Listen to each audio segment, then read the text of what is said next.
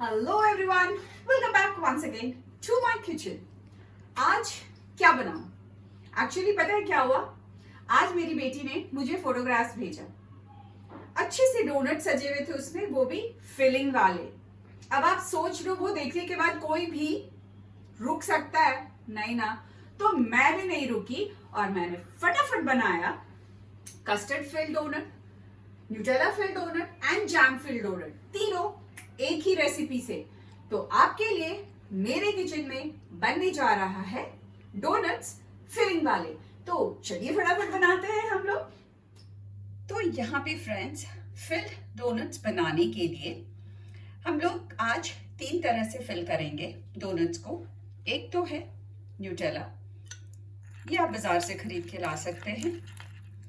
दूसरा है जैम, जो सबके घर पे होता है। इसको हल्का सा हम लोग फिल करने से पहले हल्का सा वार्म कर लेंगे और इसको मैश कर लेंगे।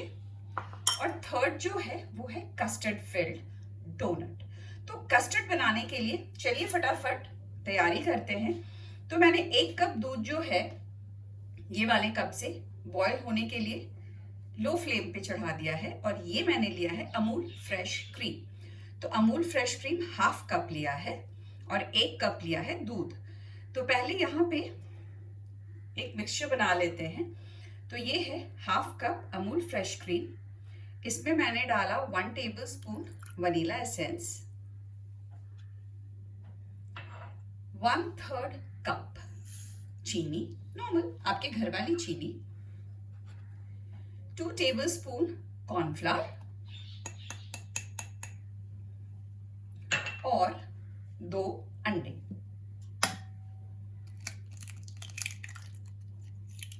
इन सबको अच्छे से मिक्स करेंगे हम लोग।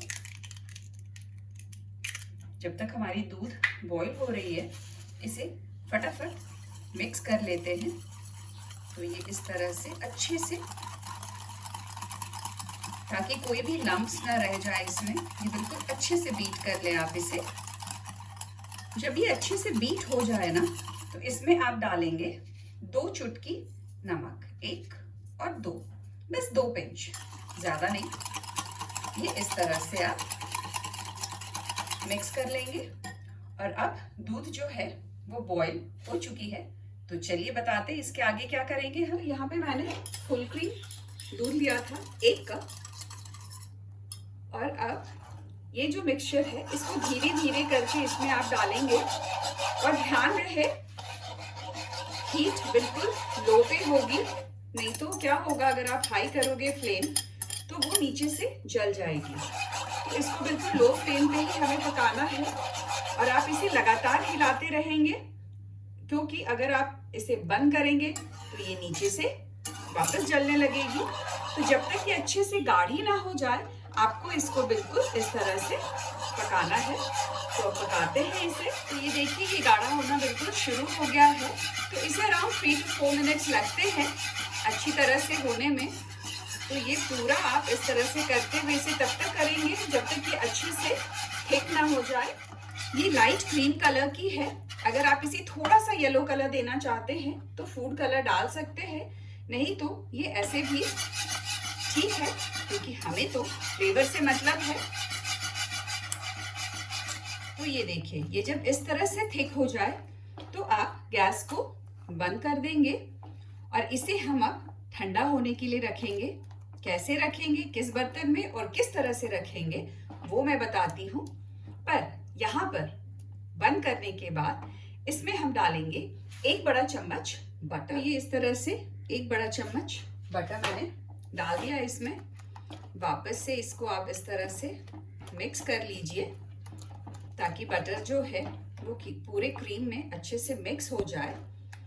और अब इसे हम ठंडा होने के लिए रखते हैं। तो इस तरह से आप एक बोल ले लेंगे, बोल में इसे इस तरह से डाल देंगे कस्टर्ड को,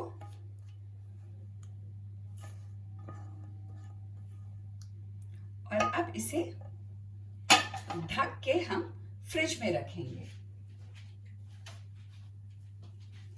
तो इसे ढकने के लिए इस तरह से आपको थोड़ा नीचे की तरफ इस तरह से ताकि पानी की जो वेपर है ना वो इसमें ना बन जाए।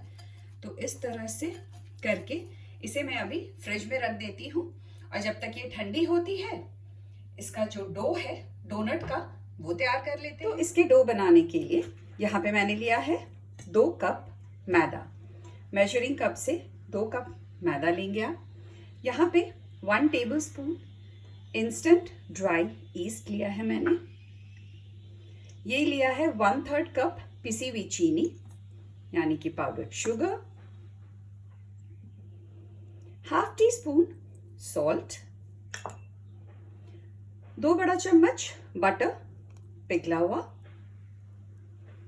और 1 कप दूध ल्यूकवार्म यानी कि हल्का गर्म। ये सबको एक साथ मिला देना है, ज़्यादा झंझट नहीं है। और अब इसे हम अच्छे से गूँथेंगे। तो इसे इस तरह से गूँथना शुरू करते हैं हम। ये डो जो है वो स्टार्टिंग में थोड़ी स्टिकी रहेगी, आप बिल्कुल भी घबराइएगा नहीं, और इसमें मैदा ऐड मत कीजिएगा।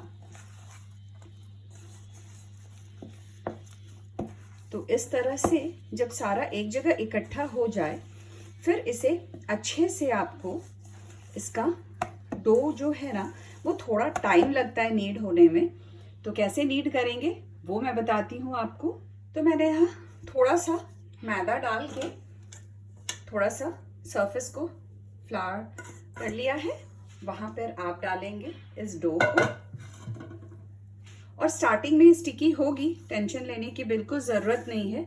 बस आप इस तरह से इसे फोल्ड करते हुए नीड करते जाएंगे अराउंड 5 to 7 मिनट्स तक, जब तक कि ये बिल्कुल ना सॉफ्ट ना हो जाए। आपका जो डो है ना, आप देखोगे इस तरह से गूंथते गूंथते ना वो जो आपका चिपचिपापन है वो धीरे धीरे चला जाएगा, और एक अच्छी सी सॉफ्ट डो जो है वो तैयार हो जाएगी। तो मैं इसे और गूंथती हूँ। अभी डो जो है एकदम सॉफ्ट बन गई है। तो अब एक इस तरह से बोल लेंगे हम, इसमें डालेंगे ½ टीस्पून ऑयल या बटर, कुछ भी जो भी आपके पास हो, और इसको अच्छे से चारों तरफ लगा लेंगे।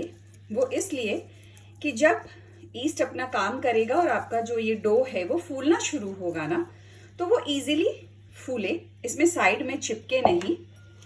तो और इसको इस तरह से उठा के यहाँ मैंने इसके अंदर डाल दिया, और अब इसे कवर कर देंगे। तो इस तरह से आप इसे कवर करके या कपड़े से भी ढक के, जो भी आपके पास हो, इस तरह से 1 घंटे के लिए अब इसे हम छोड़ देते हैं। और उसके बाद आगे का स्टेप। तो 1 घंटे हो चुके हैं और आप देख रहे हो कि ये जो डो है वो अच्छे से बिल्कुल फूल गई है। तो यहाँ पे अब क्या करेंगे, इसे आप कीजिए पंच, और उसके बाद देखिए आपने ऑयल लगा दिया था तो ये बिल्कुल भी चिपकी नहीं। अब यहाँ पे वापस से सरफेस को थोड़ा सा मैदा डाल के आप फ्लावर कर लीजिए, और अब इसे हम बेलेंगे इस तरह से। अराउंड ½ इंच आप रखेंगे, बहुत पतला नहीं बेलना है आपको इसको, और ना ही बहुत मोटा रखना है। तो इस तरह से आप इसको बेल लेंगे। मैं दिखाती हूँ आपको कि कितना मोटा बेलेंगे आप इसे। ये देखिए, ये इस तरह से आप इतना बेल लेंगे, और फिर कुकी कटर से इस तरह से, बहुत बड़ा साइज नहीं काटेंगे आप इसका, आप छोटा छोटा साइज ही काटेंगे, क्योंकि ये ना जब फ्राई होगी तो ये और बड़ी हो जाएगी साइज में। तो अगर आप बहुत बड़ा बना दोगे तो फिर एक खाने में ही हालत खराब हो जाएगी। तो इसे हमें स्मॉल लाइक मीडियम साइज वाले कटर से आप काट सकते हो। तो इस तरह से मैंने काट लिया। अब इसको आप इस तरह से साइड में रखते जाओ। 15 मिनट्स आप इसको इस तरह से ही रखने दो, सो दैट कि इसमें वापस से ये थोड़ा सा फूल जाए, इसके अंदर एयर भर जाए। तब तक ये बाकी जो है इसे भी बेल के और इसी तरह से हम लोग काट लेंगे। बाकी जो है उसको इस तरह से आप बीच में रख के हल्का सा, ज़्यादा नहीं, हल्का सा बस फ्लावर करके नीचे मैदा डाल के और इसे वापस से बेल के और उसी साइज में काट लेते हैं। थिकनेस वही 1/2 इंच वाली रहेगी, ज़्यादा नहीं।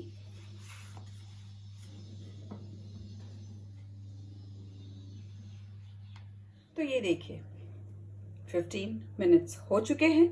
तो चलिए अब इसे फटाफट फ्राई करते हैं। तो यहाँ पे मैंने कढ़ाई में ऑयल गरम कर दिया है। नॉर्मल ऑयल, जो वाइट ऑयल होता है वो आप ले लेंगे और इससे आप बिल्कुल लो फ्लेम या मीडियम पे फ्राई करेंगे, क्योंकि अगर आप हाई पे करेंगे तो ये ऊपर से जल जाएगी और अंदर से बिल्कुल नहीं पकेगी। तो इसमें इस तरह से करके हम डालते जाएंगे इसमें, और एक बार में आप ज़्यादा नहीं डालेंगे, अदरवाइज इसे क्या जगह नहीं मिलेगी और ये अच्छे से फूल नहीं पाएगा। तो आपको ये ख्याल रखना है कि एक बार में, अगर आपने बहुत सारा ऑयल लिया है बड़ी कढ़ाई में देन नो प्रॉब्लम, बट अगर छोटी कढ़ाई है और कम ऑयल है तो 2 या 3 करके ही आप इसे फ्राई करेंगे। बिल्कुल आप देख रहे हो कि कितने अच्छे से ये फूल रही है। तो बस इसी तरह से गोल्डन ब्राउन होने तक इसे फ्राई करना है, उलटते पलटते हुए। तो इस तरह से आप जैसे ही एक तरफ से फूलते जाए आप इसे पलटते जाइए और बिल्कुल गोल्डन ब्राउन होने तक इसे ऐसे ही लो फ्लेम पे मैं फ्राई करने वाली हूँ। तो आप देख रहे हैं कि ये गोल्डन ब्राउन होनी शुरू हो गई है। तो मैं इसी तरह से इसे 2 से 3 बार आपको उलटना पलटना पड़ेगा ताकि दोनों तरफ से ये अच्छे से पक जाए और गोल्डन ब्राउन हो जाए। तो ये देखिए जब इस कलर की ये हो जाए तो आप इसे निकाल लेंगे इस तरह से टिश्यू पेपर पे या किचन टावल पे, और फिर इसी तरह से आप सारे फ्राई करेंगे। और आप जब फ्राई करके निकालेंगे ना, और ये बिल्कुल गरम गरम रहेगी, उसी समय मैंने यहाँ पे लिया है 1/2 कप कैस्टर शुगर। तो आप उसको इस तरह से कैस्टर शुगर में डिप करके और उसके बाद आप इसे रखते जाएंगे, क्योंकि ये ठंडी हो जाएगी तो फिर इस पर शुगर कोट नहीं हो पाएगी। तो आपको ये गरम गरम में ही इस तरह से करते जाना है, यानी कि फ्राई करके बैचेस में निकालते जाइए और कैस्टर शुगर में ये करके आप इसे रखते जाइए। तो मैं ये सारा फ्राई कर लेती हूँ और उसके बाद आपको दिखाती हूँ कि फिलिंग कैसे करेंगे इस। तो ये देखिए ये सारे मैंने कैस्टर शुगर में कोट करके रख लिया है। अराउंड 22 बने हैं मेरे, तो 2 कप में इतने सारे बन जाते हैं। तो चलिए अब इसकी फिलिंग की तैयारी करते हैं। सबसे पहले ये जो हम लोगों ने कस्टर्ड बनाया था और ये बिल्कुल ठंडी हो चुकी है, तो इसे एक बार फिर से अच्छे से इस तरह से फेंट लेते हैं और स्मूथ कर लेते हैं इसे। तो ये देखिए ये इस तरह से हमने स्मूथ कर लिया और अब इसे पाइपिंग बैग में भरते हैं। तो ये देखिए इस तरह का नोजल आप एक पाइपिंग बैग में डालेंगे और पाइपिंग बैग को एक ग्लास में इस तरह से रख लेंगे और उसके बाद इसमें आप ये जो भी फिलिंग आपको डालनी है, मैं शुरुआत कर रही हूँ कस्टर्ड फिलिंग से। तो इसमें इस तरह से डाल के और ऊपर में इस तरह से आप रोल कर लीजिए ताकि जब आप प्रेस करें तो ये पीछे से ना निकले। यहाँ पे ये रेडी करके रख लिया। अब आप यहाँ से एक डोनट उठाएंगे, ये फ्रंट है ये बैक है, ये जो साइड है यहाँ पे किसी भी चीज़ से इस तरह से आप एक होल करेंगे और उस होल में ये इस तरह से करके आप प्रेस करेंगे और प्रेस करते हुए जब ये ऊपर आ जाए ना तो आप समझ जाना कि आपके अंदर ये फिलिंग हो चुकी है। तो इस तरह से ही करके आपको सारे ये फिल करने हैं इस तरह से। ये अंदर बिल्कुल खोखला है, तो इस तरह से देखिए मैंने भरा, ये ऊपर आ गई और ये बस आपने इस तरह से रखते जाना है। तो ये मैंने 2 फिल किया, अभी और भी हमें न्यूटेला फिल करना है, जैम फिल करना है, तो वो भी दिखा देती हूँ एक बार। ये देखिए मैंने इसमें न्यूटेला फिल कर लिया है।